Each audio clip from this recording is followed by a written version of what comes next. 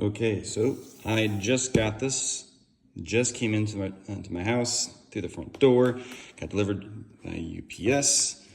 It's all sealed up. And what I found interesting on the back here is that there is a good IPB, illustrated parts breakdown, blow up, whatever you want to call it, of everything. That's pretty awesome. So open this up. I'm gonna see inside. Okay. V3, so it's not V2. The instruction book has for the long and short version. Here's a big deal right here. The battery, if it's gonna be square, 16 by 16 millimeters. If it's gonna be circular, it's gonna be 17.5 millimeters in diameter. Maximum length, 190 millimeters. So an AK stick type. And one of the things from the V2s, when you're looking up, you had to undo 2 pins and then swing the thing open, get to it. But it looks like here, you can just take down the back pin here and drop the butt plate.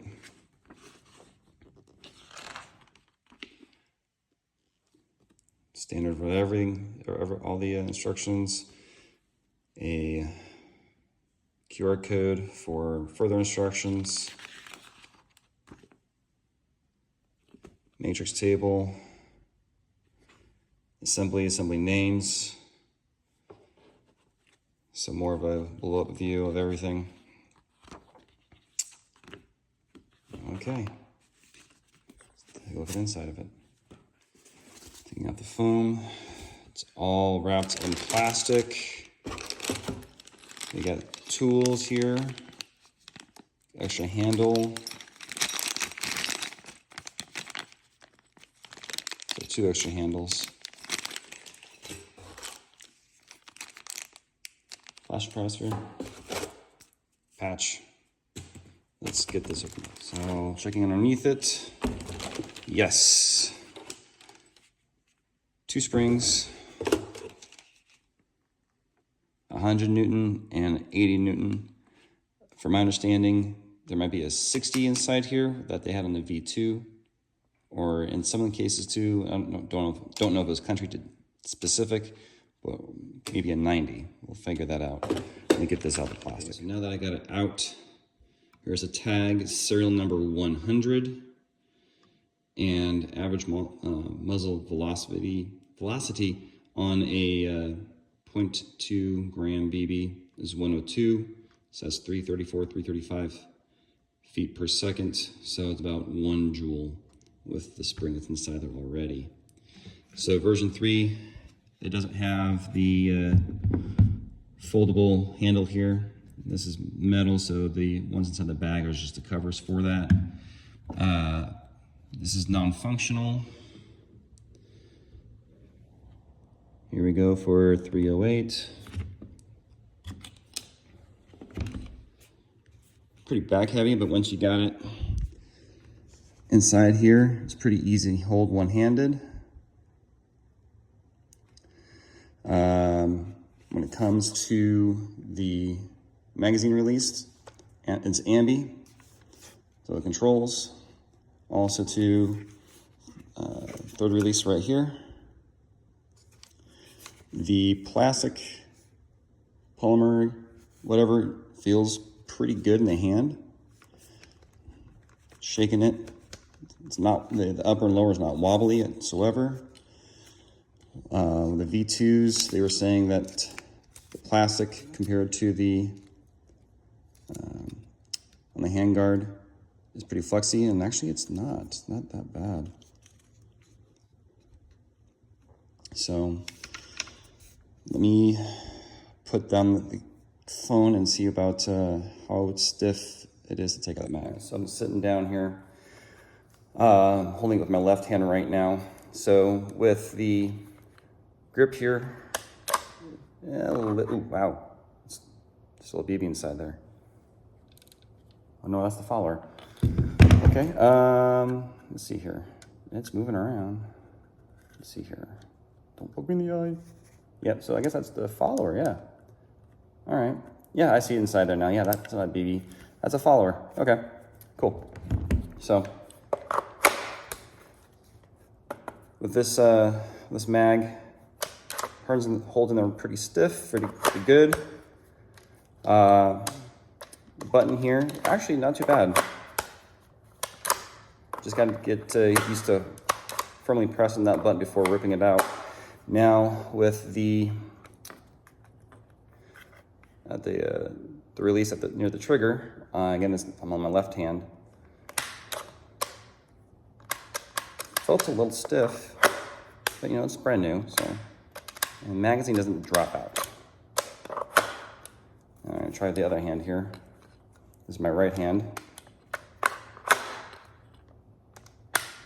Yeah, that takes a little bit more effort. A little bit stronger on my left hand. And then, again, the charging handle, non-functional. If it's not functional, for me, this might be something that might get in the way. So I'll probably just, if I can take it out, I'll probably just take it out. And controls.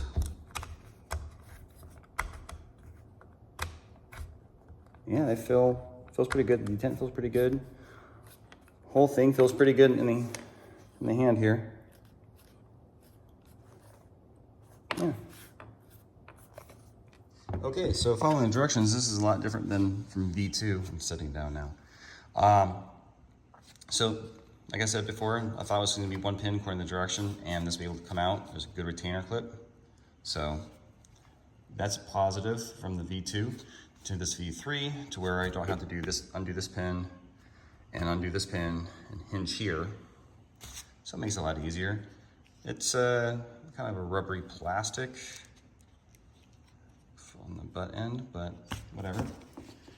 And all right, so that's different wires, and that's where the battery bay is, right there. Let me go ahead and break this down a bit more. So I now have it out. Here's the new ECU. Kind of found interesting that this is programmable for pre-cocking or DRMR hold, you know, stuff like that. But they don't have it in the instructions or, you know, as one of the options inside here. But it is programmable by using this button. And the wiring, they moved away from the last one that they have. And this is the micro switch here for the trigger. So here's the trigger. Put it safe. I know I'm a little tilted here, but you know, it holds pretty well. And there you go. This guy right here comes open, gets released. So I'll need to feel out how this all feels when I get the battery inside. One thing I didn't get to yet, got my battery. Obviously it's not gonna fit, but I'll plug it in and see what happens.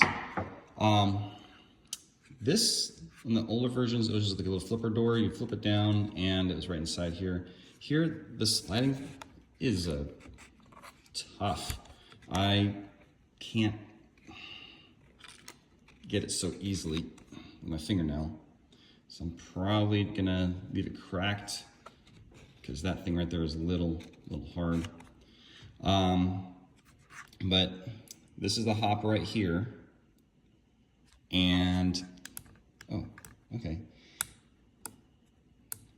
Without a gloved finger, it's a little bit difficult to get inside there, but you know, it's doable. So with the glove, it's probably be a pain. But these are supposed to be ambi as well. Before it was just like it just clips on, clip off, but it looks like they got it secured inside here. So, you know, undo this fastener, undo it on the other side, and just flip it around. But let me plug in the battery. Now this is a 3-cell, so it should beep 3 times. See if we can do it one-handed here. My orientation right.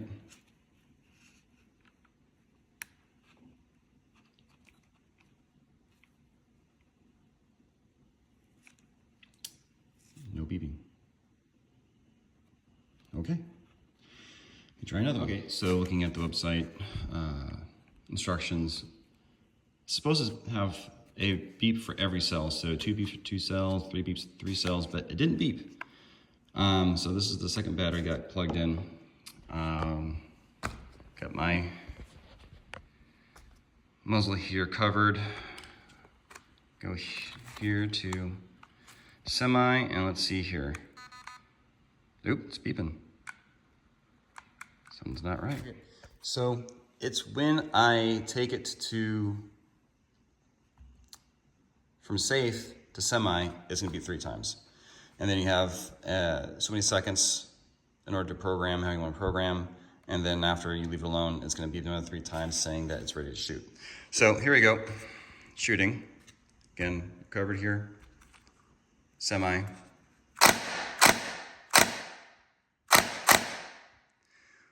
Sounds pretty good. Sounds a lot different than M4 style. And one of the things that on the V2s people were mentioning was that grinding, like the trimming wasn't quite right on some of the V2s. But I don't hear any grinding with the gears, you know, the shimming being off or the shim with the motor to the gear being off. And then here we go to full auto. Ooh, chills. Yeah, I can't wait to take this outside and start playing with it.